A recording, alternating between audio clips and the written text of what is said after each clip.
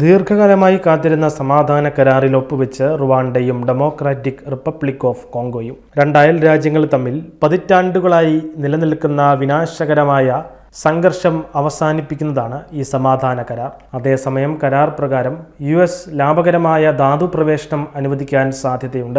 കിഴക്കൻ DR കോങ്കോയിൽ പോരാടുന്ന സായുധ ഗ്രൂപ്പുകളെ പിരിച്ചുവിടുക, നിരായുധീകരണം നടത്തുക എന്നിവയാണ് ഈ കരാർ ആവശ്യപ്പെടുന്നത്. കരാറിനെ കുറിച്ച് കൂടുതൽ വിവരങ്ങൾ പുറത്തു വന്നിട്ടില്ല.